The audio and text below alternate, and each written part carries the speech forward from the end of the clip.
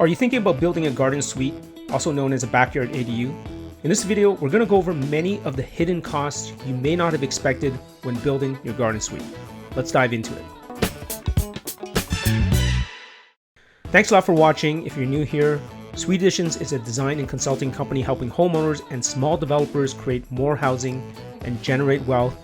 Really help us out and give us a like and subscribe to this channel. So garden suites are an excellent option if you want extra income or additional space for family members. The real value comes from unlocking underutilized land in your own backyard, whether it's on a property you already own or a new one you're considering buying. But here's the catch. A lot of people jump into these projects without knowing the true costs. Having gone through several dozen garden suite design projects in the GTA, I'm going to walk you through the soft costs and hidden expenses that most people don't anticipate when building a detached garden suite. By the end, you'll know exactly what to expect, and I'll share a few strategies to help you reduce or even avoid some of these costs altogether. First, let's make a distinction. We define hard costs as labor and materials to get it built. Soft costs are all the consulting fees, permits, municipal charges, and utility upgrade applications that you need before and during construction. We've already created other videos that cover hard costs in detail. So today's focus is on the hidden soft costs, the ones that often blindside homeowners and small developers. Let's start with consulting fees. The following are pretty obvious and most people expect these fees. So we have architectural design fees, and these can range anywhere from $5,000 to as high as $20,000 depending on the size, scope, and customization required. You need a detailed land survey that's typically going to be $3,000 to $4,000 to confirm the property boundaries and topography. A structural engineer, that's going to cost around $1,000 to $2,000 for designs for footings, walls, roof structure, and basement walkout design, aspects that are not obvious within the building code. But then there are consulting fees you may not expect. You may need to hire a geotechnical engineer to do a soil test. So this can range from $1,000 to $1,500 if soil conditions are questionable. You're going to need a mechanical design. So this can range from $1,000 to $1,500 to design the heating, ventilation, and air conditioning systems. You may need to have a grading engineer. The cost is also around $1,000 to $1,500 to ensure proper site drainage away from the city or neighboring properties. And you may also require a plumbing engineer. And depending on whether there's work being done to the existing main house, you may be required to have a plumbing and drain design for $1,000 to $2,000.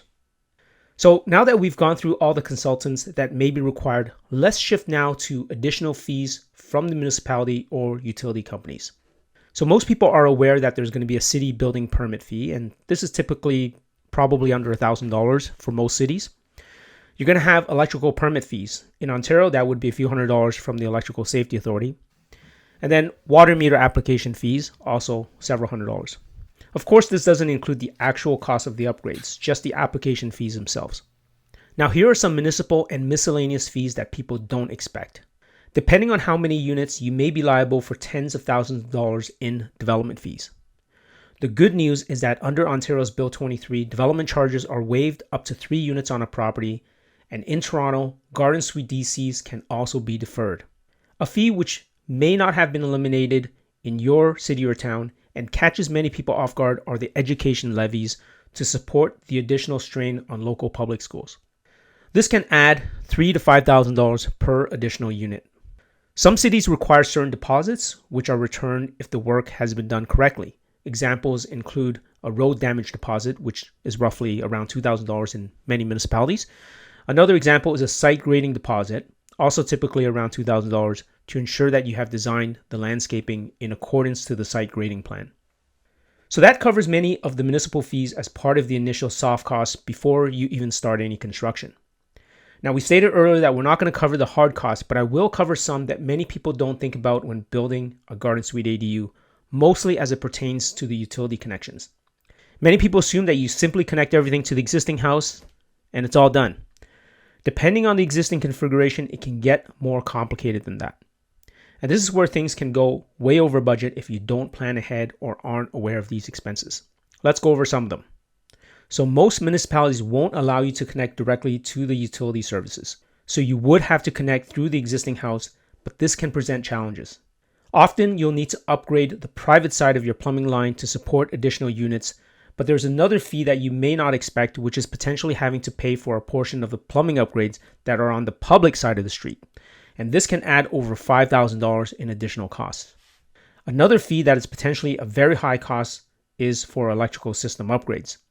In most cases, when building a garden suite ADU, you would need to upgrade to at least 200 amp service for your property and possibly even 400 amp service if the scope is larger.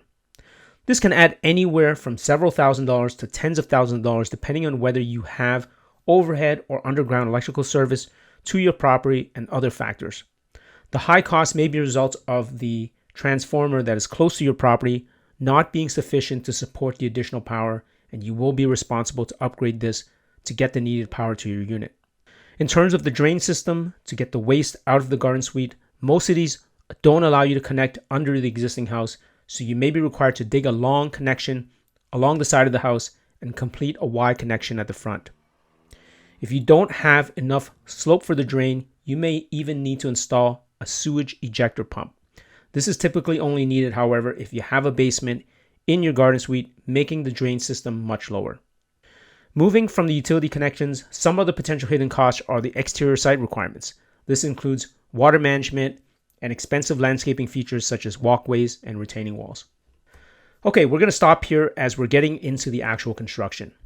The goal of this is not to give you a comprehensive list, but rather to highlight many of the costs that many people don't consider, and these items have personally caught us off guard. So now, let's discuss some ways to save money on these costs that have been outlined.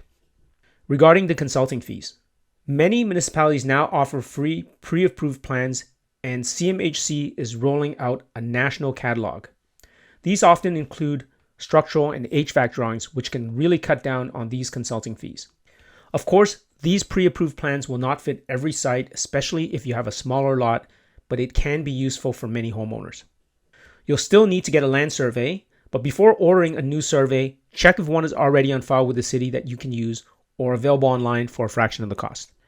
From the standpoint of municipal fees, some cities are using the Housing Accelerator Fund money to cover permit fees or even provide subsidies for accessory units. Always check if funding is available in your municipality. Some may have larger grants in the form of thousands or tens of thousands in subsidies for accessory units. Now finally, let's discuss how we can save on some of the typically unexpected hard construction costs that we outlined above. When choosing a property, try to avoid as many of the issues we described above as possible. So all things being equal, it's ideal to find a property that has many of the following attributes.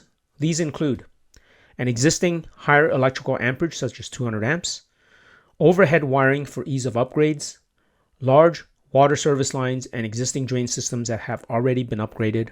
And to avoid drainage issues for the garden suite, ensure the design enables natural slope towards the main drain at the front without having to install a sewage pump. And sometimes this can be as simple as placing the garden suite closer to the main house or positioning the kitchen and baths closer to the front as well. Other than hard construction costs associated with utility connections, here are some additional things to reduce site grading and landscaping costs. Look for sites that are relatively uniform to avoid extensive grading or large retaining walls. Position the garden suite closer to the front to save on utility connections and reduce walkway construction. Additionally, there are now more and more prefab options that may be able to help you save money if you don't require customization. Here at Suite Additions, we've built some relationships with custom builders and prefab builders that may be able to assist you with your project. You can reach out to us at our website at suiteadditions.com/contact for a detailed consultation or to inquire on a project. To wrap up, garden suites are an incredible housing option. They can create rental income, house family members, and make better use of the land you already own. But it's important to go into the process fully informed. The last thing you want is to get sticker shock halfway through the build because of fees and costs you didn't anticipate for. If you'd like more planning for your own project or want to explore whether a garden suite makes sense for your property, reach out to us at suiteadditions.com/contact. So what are your thoughts? Did I miss anything? If you've built a garden suite, was there a big cost that you had that you didn't anticipate? Please share it below. Once again, as always, thanks for watching and we'll see you in the next video. To learn more about the Max Suite strategy, download our free guides at suiteadditions.com and get started. And if you enjoyed this video, here's another great one for you.